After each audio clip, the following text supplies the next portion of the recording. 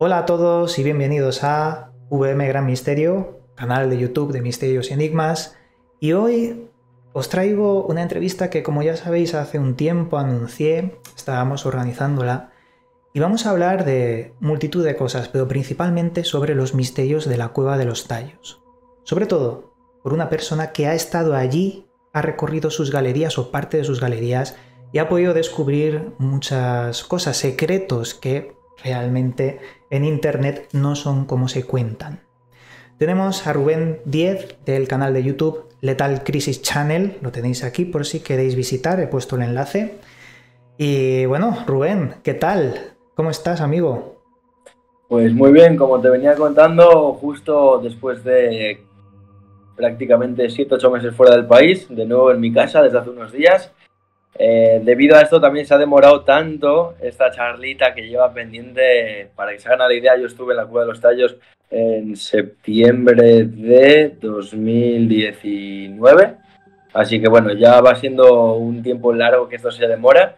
Pero bueno, aquí estamos por fin y con ganas de tener esta conversación, como ya digo.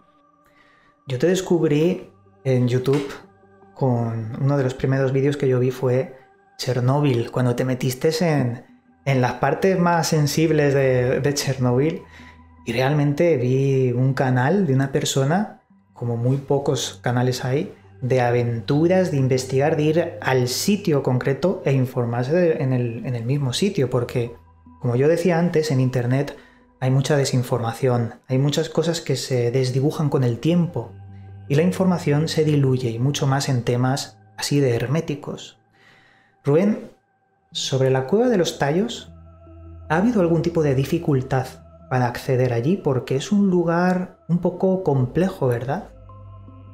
Sí, o sea, desde luego que sí. Es un terreno que hace falta, bueno, por un lado un poco de exigencia física y por otro lado, aparte de... Sí, o sea, lo primero es la exigencia física, después llega un poco lo económico, en el sentido de que al final tienes que, en caso de que seamos españoles, por ejemplo, viajar hasta Ecuador, país latinoamericano, justo debajo de Colombia, bajar hasta el sur del país y desde una ciudad llamada Macas pillar algún transporte como autobús o taxi, empezar a entrar a la selva amazónica en lanchas a través de los ríos, continuar por una travesía de unas 5 horas pero muy duras porque el desnivel hacia arriba es bestia, es fuerte, para llegar simplemente hasta la entrada de la cueva, que luego allí tenemos un mundo subterráneo. Entonces, al final entrar a lugares así, lo que te digo, pues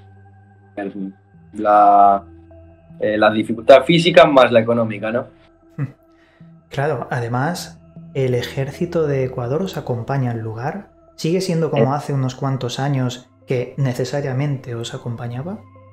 en este caso, no. Yo, como te digo, estuve en septiembre de 2019, no nos acompañaba y de hecho yo, bueno, el resto de la gente que va es básicamente lo que viven es casi como un tour turístico, en ese contexto, ¿no? Pero sí que hay grupos, hay agencias ya que están empezando a llevar a personas, grupos de 7 8 personas, 10 personas. Yo, obviamente, cuando voy con intentando hacer una labor tanto de filmación como en este caso un poco de investigación, intento encontrar algunos contactos para no tener que utilizar alguna agencia, en el sentido que siempre va a ser todo más plástico, más artificial. Encontré el contacto de un indígena llamado Jimmy, que ahora os explicaré un poquito, pero no solo es que viva no solo es que sea parte de la comunidad Shuar, la comunidad indígena que guarda la entrada de la cueva, sino que de hecho es de la familia que viven de verdad en la entrada de la cueva. Es decir, la comunidad indígena realmente está como a 2 horas de la entrada de la cueva, exceptuando estas dos casas de la familia esta, que eso están a 5 minutos de la entrada. Y conseguí el contacto de Jimmy, que como te digo es un suar de justo la casa de al lado, ¿no? Pero para el resto de la gente sí que es casi casi hoy en día como comprar un tour, lo que es llegar hasta la entrada, por lo menos. Claro, para llegar a ese contacto, ¿qué te motivó para buscar la Cueva de los Tallos? Es decir, yo supongo que fue el misterio que envuelve a la propia cueva, porque desde hace muchos años se ha hablado de que debajo en estas galerías subterráneas habían unas tablillas de oro que hablaban de una civilización perdida. ¿Qué te motivó? ¿Cómo descubriste el misterio de la Cueva de los Tallos para poder ir allí? Bueno, realmente, bueno, partiré por una anécdota y es que yo incluso en los comienzos de este canal de Lethal Crisis tenía también otro canal que era dedicado un poco al misterio y conspiración, ¿vale? Esto digo que Vaya. son temas que desde pequeñito me han interesado, pero volviendo a esto en concreto, eh, yo estuve por primera vez en Ecuador en marzo de ese mismo año, 2019, y es un país que me ha encantado. Está lleno de aventuras, culturas indígenas y misterios, con, bueno, igual no tan grandes y tan apasionantes como este, pero de verdad que hay un montón. Con esto voy a que en marzo ya me hablaron de la Cueva de los Tallos. Incluso en marzo quise ir y me quedé a esto de poder entrar. En ese caso sí que estaba hablando con una de las agencias, pero como te digo, pues bueno, había una inversión económica que por aquel entonces era inalcanzable para mí. No era mucha tampoco, pero para mí yo desde entonces más de lo que podía alcanzar. Por eso mismo volví en septiembre, unos meses más tarde, con unos contactos un poco más avanzados y mejorados y con el dinero necesario para poder entrar. Pero por eso, porque yo ya había estado antes en el país y ya me habían hablado sobre el misterio, sobre la aventura que implicaba el llegar hasta allí, el entrar allí. Así que sí. Si no recuerdo bien, cuando mandasteis el material de la expedición para allá, ¿no desapareció o os lo robaron? O no, no sé si recuerdo bien si pasó algo así en esta expedición. No, en este caso el único problema es que, de hecho, tampoco es que, es decir, igual es que simplemente se me fastidiaron por la humedad, pero lo que yo ya sabía, bueno, de lo que ya me habían avisado previamente, antes de entrar a la cueva, es que ocurrían cosas extrañas con la tecnología, digamos, que en este caso la tecnología que hay allí es siempre de filmación, ¿no? Hablamos de cámaras que dejan de funcionar una vez que entran allí. Incluso a mí me hablaron de en concreto una televisión que casualmente era de España, si no recuerdo mal, que había entrado con baterías y equipos de carga y demás para estar dentro de la cueva más de 4 días o sobre una semana o algo así. Ya de los detalles no me acuerdo, pero se tuvieron que salir al de 5 o 6 horas porque se apagaron todos los equipos y ya no funcionaban. A mí no me pasó nada de eso, pero sí que me pasó que una vez terminada la expedición, tuve que terminar, o sea, tuve que tirar a la basura las 6, 8 baterías de cámara con las que iba, porque estaban, bueno, no me funcionaba ninguna. Les había salido, en este caso, no creo que haya ninguna magia, creo que les había salido una especie de hongo, pero sí, me dejaron de funcionar todas, por suerte, una vez con la expedición ya terminada, así que pude filmarlo todo.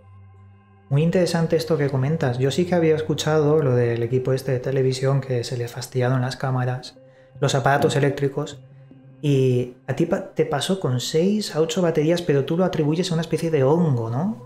Es Bueno, al interesante. final, no, digo, al final estamos hablando de una cueva, es un lugar, bueno, perdón, ya dentro de la cuenca amazónica, probablemente uno de los lugares más húmedos del planeta, y encima en una cueva que se mezcla de repente pasar de lo cálido de arriba al frío de abajo, pero manteniendo esta humedad porque está llena de ríos subterráneos.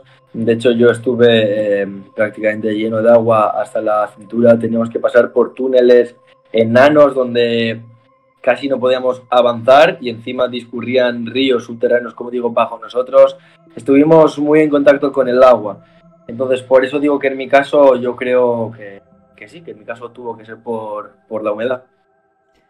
Una vez descendiste a la cueva de los tallos, allí siempre se ha hecho muy popular la imagen de una estructura de piedra que parece ser tallada como la entrada desde allí El arco abajo. de, ¿A el ti arco de qué te, eh, qué te pareció ese lugar? Esa entrada, ¿natural, artificial? ¿Hay misterio o no hay misterio en ese punto tan característico de ese arco?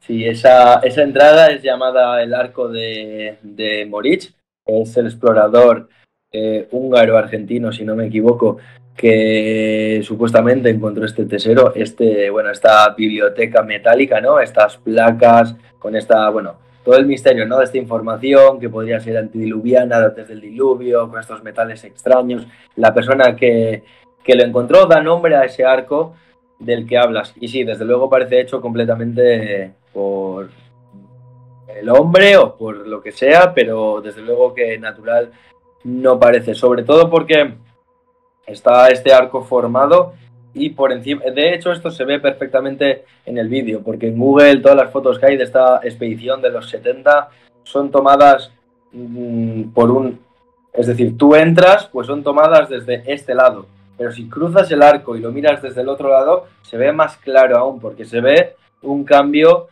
súper diferenciado entre esa roca tallada y el resto de la roca virgen y natural sin ningún tipo de forma, ¿no? Sin embargo, el arco parecen unos ladrillos a tamaño gigantesco, pero sí, parece sin duda tallado, o sea sí, sí. Sí, sí. No, no, sin duda, por lo que comentas, es clara la diferenciación entre la roca viva, natural, y ese arco. La gran pregunta sería, ¿la han hecho estas, bueno, leyendas, esos seres mitológicos, o a raíz de hacerse famoso el misterio, alguien en tiempos modernos lo ha tallado? O al menos, claro, la tecnología tendría que decirnos si se ha podido hacer con maquinaria o rápidamente. No sé si me explico. Como que el misterio ha hecho que, bueno, empiecen a tallar un poco para hacerlo más grande. No sé qué opinas. O sea, yo cuando bajé vi exactamente lo mismo que se ve en las fotos de la expedición en la que bajó, bueno, esa primera expedición en la que estuvo Neil Armstrong y todo esto, que es de donde están las primeras imágenes. Yo lo que vi es exactamente lo que se veía en esas imágenes. Nada más y nada menos. O sea, nada más tallado, ni... Entonces, estaría la opción de que lo hubieran hecho ellos, pero para mí no tiene eso ningún sentido. Y tampoco lo han hecho los Shuar, que son los indígenas bueno, que viven en el territorio desde hace décadas por lo menos. Pero bueno, es decir, la comunidad que está ahora, esas familias en concreto, están desde una o dos generaciones atrás. Pero eso conforma parte del territorio Shuar desde hace mucho más tiempo. Entonces, los Shuar han estado ahí desde hace mucho. Y eso Sí. no lo ha hecho ningún Shuar. No, no, yo Entonces, sería anterior. opino igual. Yo creo que obedece a la leyenda, al misterio de que se lo encontraron ya hecho. Yo te Sí, sí, pregunto sí. también, más dentro, pasando ese arco, ¿hay también estructuras que parecen artificiales o solo tenemos el arco? No hay estructuras que parezcan, o sea, parece artificial, no artificial, sino de película todo el lugar en sí, ¿no? Porque tú entras por un agujero, un rappel vertical de decenas de metros, bastante angosto. También empiezas a andar por una galería bastante angosta, haces otro pequeño rappel, todo sigue angosto hasta que de repente cruzas precisamente el arco de Morich, esta estructura que parece hecha por algún tipo de civilización antigua o yo que sé qué, pero no naturalmente, pues de repente lo cruzas y se abre en galerías inmensas, inmensas, no quiero decir metros de altura y de ancho porque primero hace 2 años que ocurrió eso y después porque al final no tenía ninguna forma de medirlo y no quiero decir una sandez, pero estamos hablando de... Ahí cabe bloques de edificios de viviendas enteros, o sea, galerías muy muy altas, muy muy altas, muy muy anchas. Entonces cuando estás entrando por estos túneles y de repente todo se abre y son paredes verticales perfectas con un techo así, es como si lo vas bajando como en cubos así. Claro, es que no es lo mismo yo que lo he leído durante muchos años que tú que has estado ahí. Es que lo que nos comentas es impresionante porque confirma muchas cosas o al menos nos da que pensar. Sobre todo la gran capacidad que puede haber ahí. Y dicen que no se ha descubierto al 100% el lugar, ni siquiera un 10%. ¿Tú qué opinas al respecto? Eso es lo mismo que he oído yo. Al final no tengo ninguna forma de comprobarlo, pero lo que sí que te confirmo es que eso es lo que se dice, en el sentido de que Estamos en Ecuador, como ya digo, es una entrada a la Cueva de los Tallos. Mismamente en Ecuador hay otras 3 o 4 entradas a la Cueva de los Tallos, que en realidad tú no puedes, es decir, si tú entras por una no puedes salir por la otra, pero supuestamente están unidas. Es por lo que digo que yo personalmente, desde luego, no lo he comprobado y creo que nadie lo ha podido comprobar en el modo de llegar él, ¿no? No sé si hay otra tecnología. También se habla de que, de que podría llegar a 2000 kilómetros de galerías bajo la cordillera del Cóndor, hablando de que podría llegar hasta Colombia, podría llegar hasta Bolivia, dicen otros. Pero son habladurías de algún modo, ¿no? Que no estoy yo seguro de que haya ningún estudio de verdad comprobado de que esto sea así, pero bueno, al menos así piensa alguna gente. Antes del descubrimiento de la cueva por Moritz, ¿tú conoces algunas leyendas de la gente del lugar que hacían alusión a cosas extrañas de esta cueva? Es decir, los guardianes reales de esta cueva, aquellas tribus. Sí, es que digamos que Moritz no descubrió, no se encontró con la cueva. A Moritz le llamó un indígena Shuar para que lo explorara porque estaba viendo indicios de que algo más había ahí.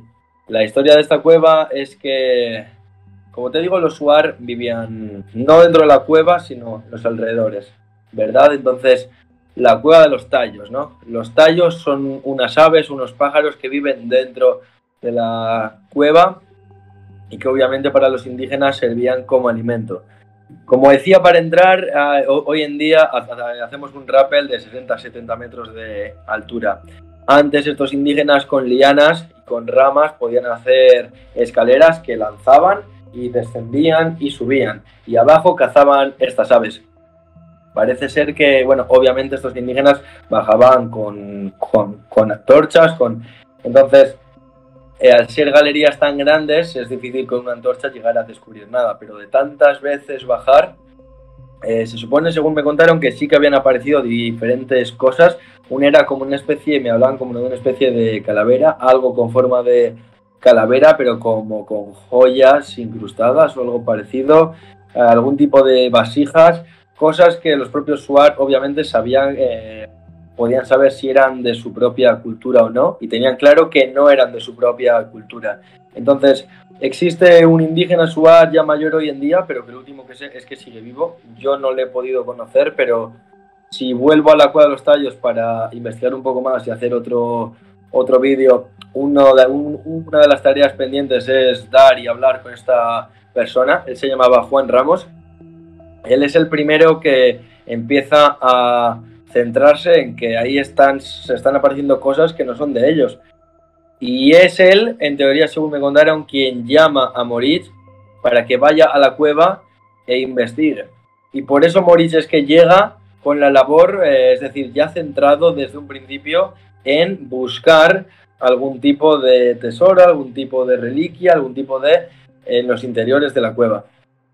Claro, yo creo que así empieza un poco la leyenda, ¿no? Y lo que no sabemos en cuanto a lo que ha trascendido.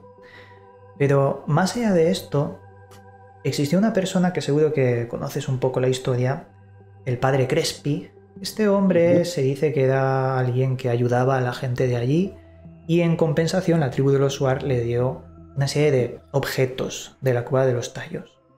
No se sabe muy bien dónde está la verdad y la mentira porque hay desinformación, ya que lo que sí que se sabe es que montó un museo que se quemó a los días, o no sé si a los días, a las semanas, se le quemó el museo y perdió muchas de estas colecciones, de estos objetos.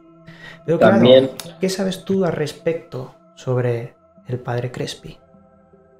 sí, al final no solo eso, sino que tengo entendido que después de analizar alguna de estas reliquias que tenía el padre Crespi en el museo, por lo menos varias eran falsas.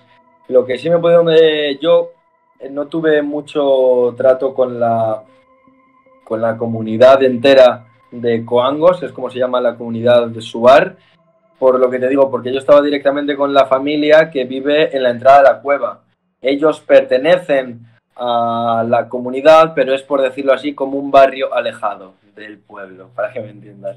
Entonces, yo hablaba directamente con ellos. que al fin y al cabo son los que han estado allí. Ellos vivían ya allí cuando la expedición de Armstrong y con todo esto, ellos vivían ya allí. De hecho, el indígena, bueno, como digo, yo fui con Jimmy, pues su bisabuelo fue el indígena que por aquel entonces vivía, era el dueño, por decirlo así, de esa casa a la entrada de la cueva, y también tuvo un trato directo con militares, con Armstrong, con toda la gente. Entonces, desde luego que tienen información directa, y como a mí me vieron con muy apasionado, digamos, ¿no? Como intentando descubrir de verdad y no para quedarme ningún tesoro, sino simplemente para descubrir alguna verdad, para contarlo en un vídeo. Les gustó, yo creo.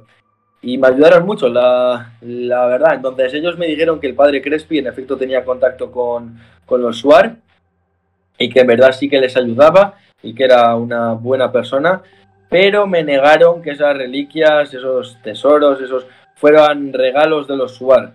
Me dijeron que sí que es verdad que era bueno, pero no le dieron nada. Lo que me dicen es que simplemente el padre Crespi fue parte del saqueo que se le hizo a la cueva. Y si finalmente los británicos ciertamente se llevaron algunos tesoros, pues a él le dejaron pues como un placebo, por decir así, es decir, algunas reliquias falsas para poder poner en un museo, mientras que los demás se llevaban lo auténtico, porque sí es cierto que en alguna entrevista se habla de que en esa expedición los militares sacaron 7 cajas en helicóptero directamente desde esa entrada de la cueva, y que nadie puede ver qué había dentro. Lo que me afirmó la madre de Jimmy es que eso es cierto, pero no eran 7 cajas, eran 2 cajas. También me pudo decir que en efecto la zona estaba militarizada y que a ellos, a los propios indígenas, no se les dejó ver nada, pero los militares no eran ingleses, sino que eran militares del propio Ecuador, trabajando, eso sí, a órdenes, obviamente, de los británicos. Madre mía, todo lo que comentas es perfeccionar lo que se sabía, porque tú estás dando una fuente real. Hay muchos datos que se han malinterpretado en internet, en los libros y demás, pero tú estás hablando directamente de la fuente, estás refinando realmente lo que pasó. Y lo de las cajas negras de estos militares, a saber qué es lo que se llevaron, porque no es normal que ni incluso Armstrong bajara allí. ¿Para qué? ¿Cuál es el misterio? Lo que sabían para poder centrarse en ese punto de tantos que hay en la Tierra. Claro, hay un misterio un poco mayor, si perdona que te interrumpa, es que ellos bajaron allí, hasta donde yo entiendo, porque Moritz ya había estado antes y Moritz ya había descubierto este tesoro, Entonces, supuestamente Moritz alzó la voz al mundo, por decirlo así, de que había algo allí. El tema es que es extraño, porque el mismo Moritz supuestamente fue quien hizo derrumbar algunas rocas o algo parecido para taponar la entrada al lugar donde está este tesoro, hasta hoy en día supuestamente, para que no lo descubrieran en esta expedición, ¿no? Yo digo que es raro porque para ahorrarte el hecho de taponarlo y correr el riesgo de que lo descubran, si de verdad no quieres eso, pues no alces la voz al mundo para que no se enteren, ¿no? Entonces, por eso ahí veo también como algunas cosas que yo no llego a comprender del todo. Lo que sí es que en esta charla de hoy voy a dar alguna información más avanzada todavía de la que doy en el vídeo, porque yo en el vídeo también me confundí en varias cosas, y explico ahora ya mismo por qué, para partir de ahí. Y ahora mismo tengo corregidas ya en mi cabeza varias, incluso nueva información de gente que me contactó. Básicamente lo que ocurre es que los indígenas, aunque hablen en español, en castellano, por mi experiencia, no solo en este caso, tengo una ya larga lista de comunidades amazónicas visitadas y tribus por todo el mundo, pero las amazónicas en concreto son las que hablan en castellano, ¿no? Entonces me voy a centrar ahí. Se confunden muchas veces cuando te hablan de horas, de números, de cuántos años atrás, de cuántos kilómetros hay entre este río y este otro. Muchas veces ellos mismos se confunden y te hablan de que fue 5 años atrás, pero a la siguiente vez que te lo cuenta te dice que no, que fue hace 10. O te dice que de aquí a la otra entrada de la cueva hay un día de caminata por la selva, pero al día siguiente hablas una vez más y no hay uno, hay 10. No es que te esté mintiendo, es que se está liando él también un poco porque está hablando de cosas que igual están por encima, ¿no? Al final son gente que ha vivido en la selva, muy culta en su terreno, pero son cosas que igual se alcanza un poco de su visión del mundo, entonces se les hace más difícil. Y por otro lado, que el castellano al final no es su lengua. Claro, eso te iba a decir.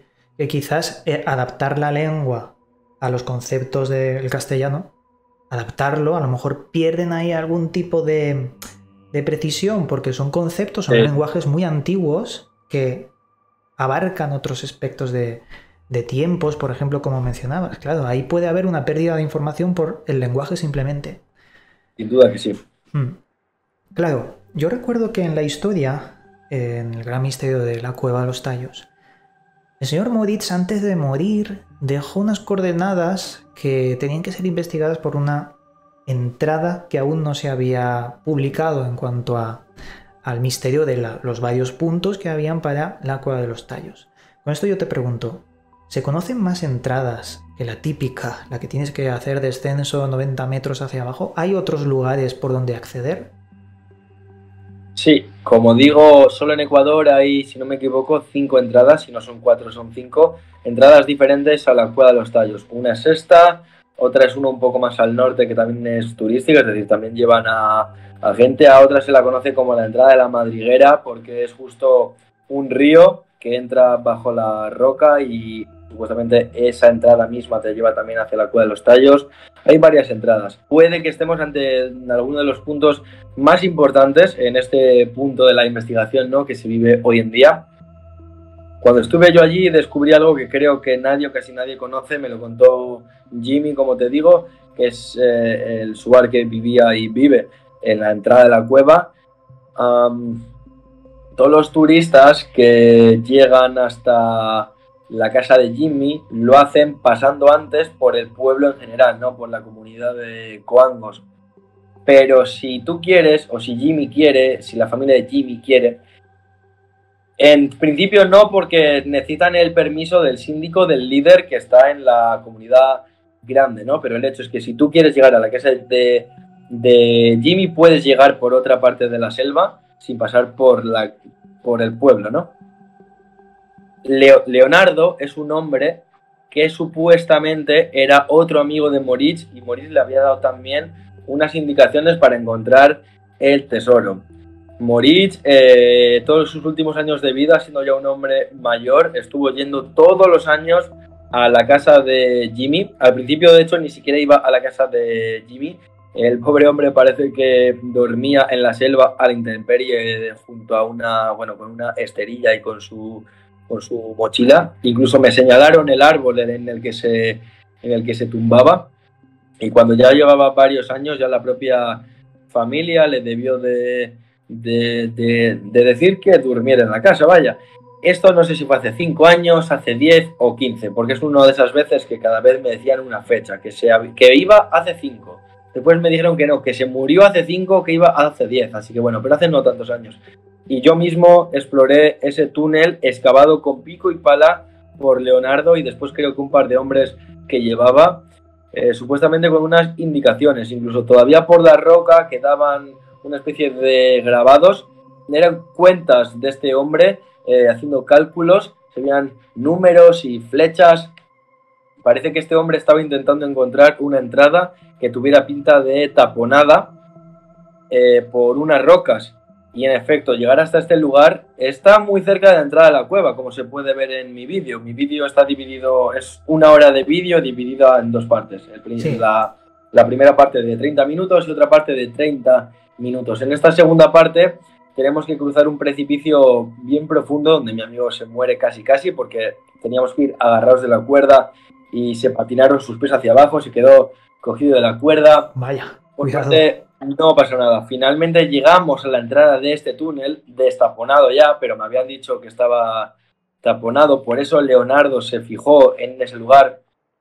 Y dice que en el suelo vio unos dibujos, era todo lodo. Cuando quitó todo el lodo, por fin, que había muchísimo, Se encontró con una especie de dibujos en círculo, como si fuera un círculo, con serpientes talladas en roca. Y por eso él pensó que debía de ser a través de ese lugar. Y en efecto, estuvo mucho tiempo escarbando ese túnel, no escarbando, sino picando en la pura roca. Y este hombre ya murió y aquí quedó todo esto. Su información la tenía solo él, el librito con indicaciones lo tenía únicamente él. Ahora no sé dónde está, los indígenas tampoco saben en dónde está, pero esta es una información que no está en ningún lugar, creo casi más que en mi vídeo. Jimmy me lo dio, como digo, porque confiaba en mí. De hecho, hablo continuamente con él, aún hoy en día. Y pues eso, esa es una información a una nueva entrada que, no sé, yo creo que sería de seguir investigándola, vaya. No, claro, sin ninguna duda es una información importante porque estaríamos hablando de una nueva entrada, o al menos de una persona que tenía conocimientos de un punto exacto donde picar y poder descubrir una de esas galerías quizás, aunque parece que, bueno, no se sabe si al final lo consiguió porque, como has dicho, pasó mucho tiempo y al final parece que no descubrió esa entrada. Pero me llama mucho la atención la serpiente como símbolo, porque en muchas culturas antiguas la serpiente es uno de los primeros símbolos, como haciendo referencia a cierto tipo de cosas, un culto mágico quizás, que se ha perdido en la noche de los tiempos. Yo te iba a preguntar, Rubén, estando tú allí dentro de la cueva de los tallos, en esos angostos túneles, ¿a ti te dio algún tipo de sensación extraña más allá de ser simplemente una cueva, sino tú, cómo te sentiste en esas galerías en lo más profundo? La verdad que es un lugar, como decía, increíble, un lugar, al final estás debajo de una gran montaña de roca, bajo esa montaña que está sujeta simplemente pues, por ese arco de moriche, esas paredes que te rodean en el momento, y no solo eso, sino que encima estás dentro de la selva amazónica. Puedes imaginar que eso ha mezclado además con el tipo de fauna que hay en el lugar, de tarántulas, escorpiones, serpientes, es alucinante. Respecto a sensaciones extrañas fuera de lo normal, hay una especie de vibración de sonido que suele oírse en la cueva, digamos en la galería central, una especie de sonido ascendente como si fuera un... Qué curioso. Yo no llegué a escucharlo, pero el resto de la gente con la que estamos Jimmy, el primo de Jimmy, Darío, que es el amigo con el que yo fui, el que casi se cae por el precipicio, y yo.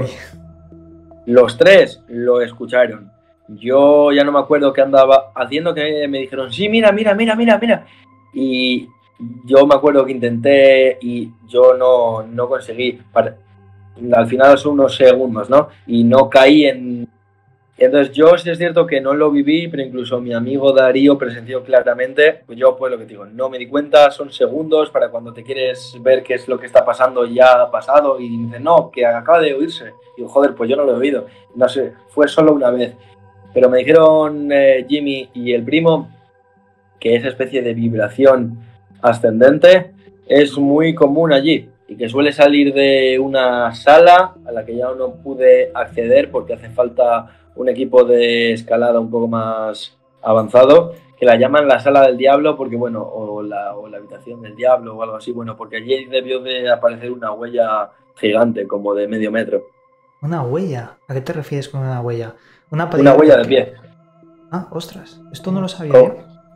Sí. Ese sonido sería, claro, como si te llamase, ¿no? El interior de la cueva.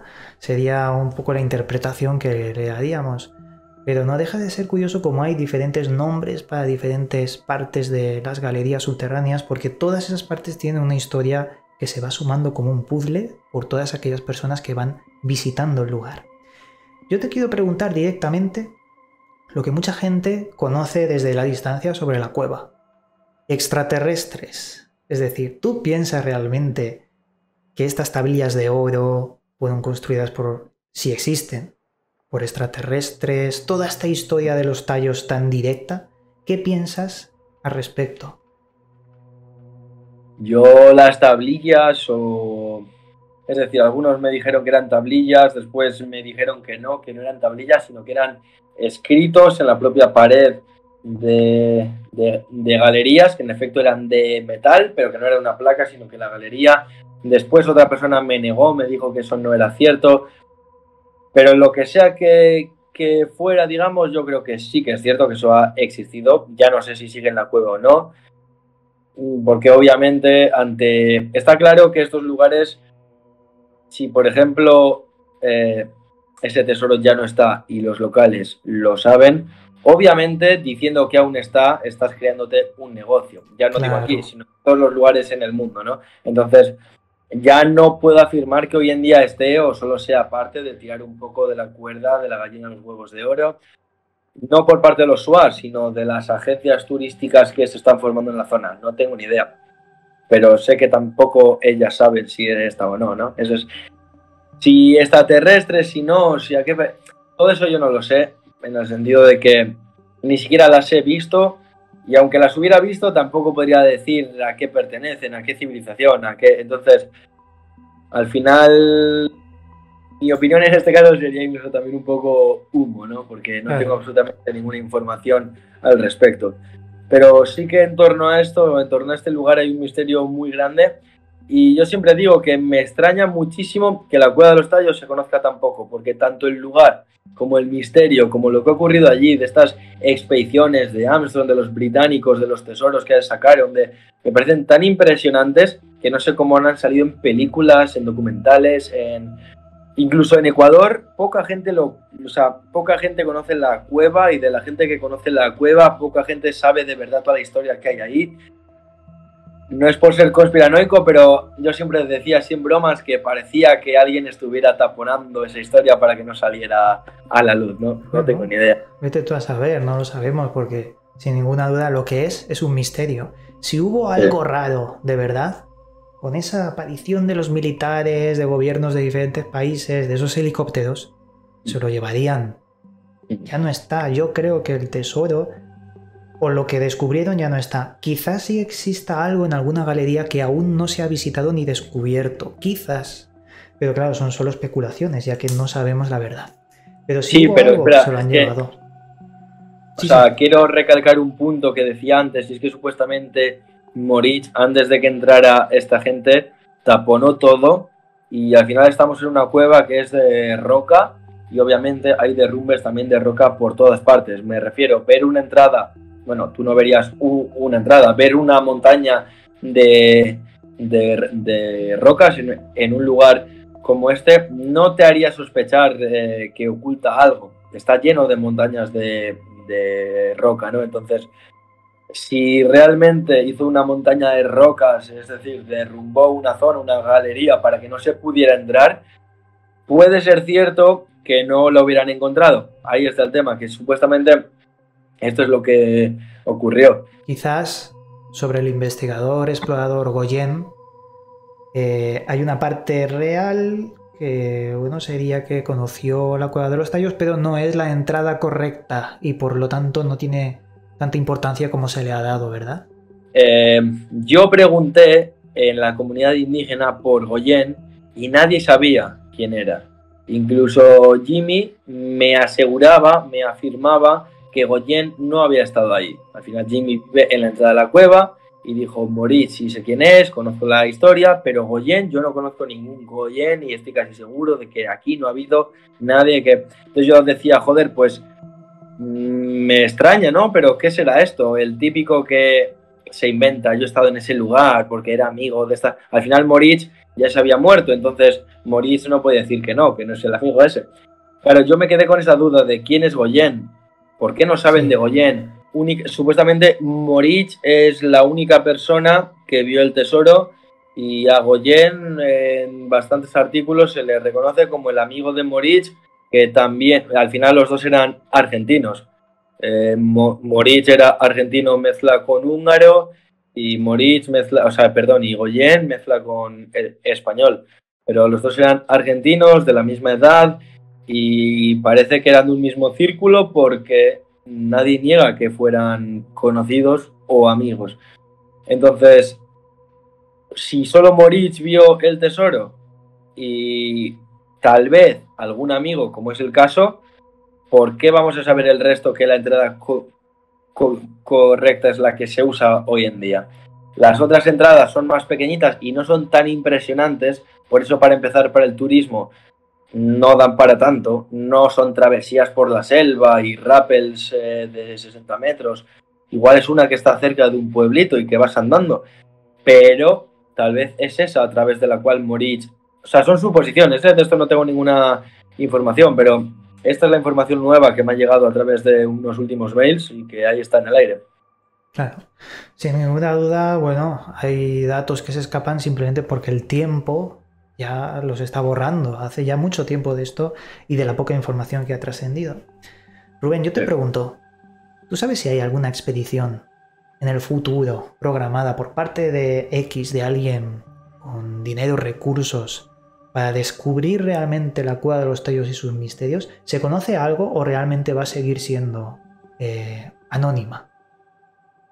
Bueno, a gran escala, no, yo no lo conozco, yo no lo conozco desde luego. Tampoco tengo unos, es decir, no es que tenga todos los contactos de la gente que suele entrar en el lugar, solo los que yo conocí en esta entrada mía. Entonces, no sé quién va a entrar, no sé si hay una gran expedición. Lo que sí que sé es que hay gente que fuertemente sigue en esta áurea de misterio y de investigación, como el mismo Jimmy, del que varias veces he hablado, o la hija de Stan Hall, que formó parte de esta primera expedición de los británicos, de la cual estuvo Neil Armstrong y Von Danick, que si no me acuerdo mal era un francés, estaba Stan Hall, que Stan Hall no sé si era británico o era estadounidense, perdón. Stan Hall tiene una hija que se llama Eileen Hall. Eileen Hall sigue yendo a la cueva todos los años, de hecho va junto a Jimmy, y a veces llevan algunos clientes, a veces van más con gente de la parte científica. Sé que siguen buscando estas entradas taponadas por rocas. El misterio sigue y la gente sigue investigando, es decir, allí tú vas y la gente más cercana del propio círculo se ve claramente que no es un sentimiento o un misterio que esté muerto. Allí la gente sigue. Hace un par de años conocí en persona a Eric von Daniken, que lo acabas de mencionar. Estuve preguntándole sobre el misterio de la cueva de los tallos y el hombre no quiso soltar prendas, ¿sabes? No quiso decir mucho, pero también es porque en el mundo del misterio le han dado caña, porque decían que muchas cosas que se inventaba la mitad, yo no lo sé. Pero yo lo que sí que sé hablando con él es que no quiso reabrir el tema de la cueva de los tallos, no sé por qué. Yo siempre he opinado que Eric von Daniken ha dado mucho en el mundo del misterio, ha descubierto muchas cosas, pero sí que es cierto que hay algunos detalles que no son tal vez como se cuenta. Así que yo creo que en esta historia esos detalles son importantes y esos son los que nos escapan.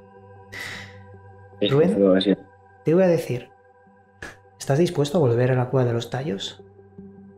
Desde luego quiero, tanto por la parte del misterio como por la parte de la cultura indígena Shuar. Esa no es la única vez que estuve con ellos, he estado ya en otras 2 ocasiones y todas las culturas indígenas del Amazonas me resultan muy interesantes, así que allí está la mezcla de la propia aventura de escalada, de cuevas, de ríos, de selva, con la cultura indígena, con el propio misterio de la cueva. Para mí, bajo mis gustos personales, eso es un 3 en 1. Y sí, algún día puede que vuelva. De hecho, nada más salir de la cueva, mandé unos mensajes a Eileen Hall, esta hija de Stan Hall, para volver algún tiempo más tarde. Lo vio y no me contestó hasta muchos meses más tarde. De hecho, yo pensé que simplemente no quería saber nada o compartir este misterio conmigo o yo no sé qué. Me contestó al de unos meses y yo ya no volvimos a hablar más porque yo estaba en otro viaje. Realmente por el calendario que tenía en el momento no me daba pie a ningún viaje próximo allí, entonces no me merecía la pena tampoco. Tampoco tenía más información, es decir, por estar un día allí yo no voy a descubrir un tesoro. Si no tengo más información previa o gente a la que ir a entrevistar, voy a ir para ver lo mismo que ya he visto. Sin embargo, ahora sí que tengo nueva información. Está este tema de que el tal Goyen parece que entró por otra entrada. Está la entrevista a Juan Ramos, que es el hombre que llamó a Moritz. Hay diferente información, incluso exploraré un poco más el túnel este de Leonardo, que sí que es cierto que no lo encontró, pero ahí había grabados en las paredes. Quién sabe si hay un poco algo, información, algún hilo del que tirar. Parece que ahora sí que estoy empezando a tener un poco de información recabada, lo suficiente como para volver y hacer otra parte nueva. Bueno, yo en algún momento también me gustaría ir a la Cueva de los Tallos. Te iba a proponer unir recursos, no solo todos los recursos que podamos ofrecer, sino también contactos. Tengo varios contactos. Podríamos hacer algo en cuanto en el futuro. ¿Qué te parece? Una unión para ir allí a investigar. A mí me parece perfecto. Además, soy alguien que las aventuras, los misterios y la vida entera, el compartirlo le parece genial. Y además, está claro que el descubrir cosas nuevas allí no es tarea fácil. Y cuantas más fuerzas se unan, más posibilidades hay. Así que... Claro. Conozco a gente que ha ido a Egipto, por ejemplo, más de 60 veces y aún sigue descubriendo cosas nuevas. Son sitios tan enigmáticos que te atraen y te vuelven a llevar y siempre descubres algo nuevo. No solo en el misterio, sino también, por ejemplo, aprender de los Shuar, de sus tradiciones. Eso es mágico. Eso no se puede pagar. Eso es una experiencia que muy pocos tienen, claro. Por mi parte, como mínimo, tengo el contacto directo, por supuesto, todavía, como ya digo, es una persona con la que hablo. Él, sobre todo, me habla para que veas que sí está vivo este misterio. Cada pocas semanas, incluso varias veces al mes, Jimmy me habla para preguntarme que qué tal, cómo va todo y si tengo nueva información. Claro, conseguir esta información, sobre todo cuando yo no estoy centrado en investigarlo, es decir, cada mes estoy en una parte del mundo investigando sobre el lugar en el que estoy en ese momento. No puedo estar en la Cueva de los Tallos todo el rato, ¿no? Pero él está ahí siempre pendiente y muy dispuesto a organizar algo una vez más. Entonces, por mi parte, la entrada directa a la cueva de la mano de Jimmy, alguien honesto, alguien local de la misma entrada a la cueva. Honesto lo digo porque el síndico, el líder de la comunidad, me contó un poco la película, en el sentido que le hice una entrevista, a la cual se la tuve que pagar, además, sobre la historia de la cueva. Y Jimmy, al un par de días, me dijo que, bueno, me había mentido en un par de cosas. Entonces, por eso digo que es una persona que de verdad está honesta, honrada, con ganas de avanzar en esto. Así que ahí está. Pues muy bien, Rubén. Ha sido, yo creo que una entrevista muy interesante, muy amena. Hemos tocado muchos apartados sobre la Cueva de los Tallos, siempre desde tu experiencia directa, que es lo que más valoro. Y nada, Rubén, antes de acabar, yo te diría, ¿quieres darnos un último mensaje sobre la Cueva de los Tallos, sobre esta experiencia? ¿Algo que se te haya quedado en el tintero que consideres interesante ahora, antes de finalizar? Pues, a ver, lo que sí que puedo decir para la gente es que todas las imágenes que puedan ver del Arco de Moritz, de otros túneles, que de hecho hay otro túnel perfectamente cuadrado, que parece también hecho porque sí que hay justo, mira, está justo el Arco de Moritz y justo al lado hay un túnel por el que tienes que ir como en 4 patas porque es bien pequeño. Es perfectamente cuadrado, o sea, parecen como aristas de 90 grados perfectamente. Parece que has cogido un prisma y has extraído. Y de hecho allí se estuvo pensando también que podía ser la entrada. Hay excavaciones, algunas con pico y pala y otras simplemente de Jimmy o de algún otro de los que suele bajar escarbando con las manos entre las piedras. Bueno, lo que voy es que todos estos lugares que ves en fotos del Arco de Moritz, que parece tan sacado de película, tan hecho por ordenador, de este otro túnel, que no es nada mentira ni está nada trastocado en Photoshop. O sea, cuando vas allí ves que todo es tal y como se ve en las imágenes, pero obviamente encima multiplicado por 1000, por tus sensaciones tan a flor de piel. de estar allí. Y que yo no tengo yo no tengo la seguridad de que ahí ocurra o no ocurra nada raro hoy en día, pero os aseguro que es un lugar muy especial, muy especial. Y hay misterios de todo tipo. En esta sala del diablo a la que no pude entrar, en la que apareció esta huella de pie descalzo de medio metro, también hicieron un experimento, por ejemplo, y dejaron, no me acuerdo muy bien cómo era, creo que lo cuento en el vídeo, dejaron un espejo y una moneda y volvieron al de un mes y el espejo estaba, pero la moneda ya no. Pero también estamos hablando de un lugar en el que hay vida, hay tarántulas, hay serpientes, hay pájaros, quién sabe si se la lleva. O sea, son indicios, ¿no? No es que haya nada que sea claro y evidente, pero bueno, que de verdad que hay misterio, hay magia y que es un lugar muy, muy, muy especial. Pues Rubén, mil gracias por esta charla tan buena que has tenido con nosotros y espero que tus próximas expediciones sean fructíferas y descubras muchas cosas. ¿Dónde vas ahora, a la última? Decirlo. Bueno, justo como digo, vengo de América, he estado desde enero, ahora estamos en mayo, finales de mayo, llevo desde el 3 de enero en América, en México y en Ecuador y otra vez en México, así que ahora me toca un poquito de descanso, pero parece que para después de verano, se viene África y después Asia. Muy bien. Pues nada, si descubres algo interesante, llámanos y volvemos a hacer una charla sobre lo que vayas descubriendo de misterios y enigmas, claro que sí. Bueno, desde luego te aseguro que hay misterios tanto en Amazonas como en muchos lugares, desde comunidades indígenas hablándome de hombres invisibles hasta hombres viviendo debajo de la tierra. Tengo historias de todo tipo.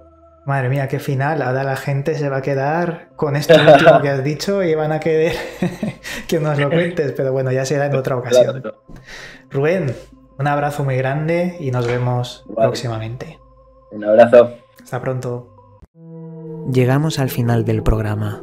Puedes seguirme en mis otros 2 canales donde también subo información sobre misterios y enigmas. A su vez, también puedes seguirme en las redes sociales donde actualizo cada día su contenido. Que las estrellas guíen vuestro camino. Hasta pronto, amigos.